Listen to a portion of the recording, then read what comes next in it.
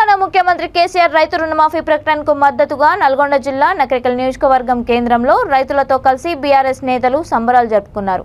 రైతు రుణమాఫీ కార్యక్రమాన్ని వెంటనే పూర్తి చేస్తామన్న ప్రభుత్వ ప్రకటనపై హర్షం వ్యక్తం చేస్తూ రైతులతో కలిసి ఎమ్మెల్యే చురుమర్తి లింగయ్య సంబరాల్లో పాల్గొన్నారు.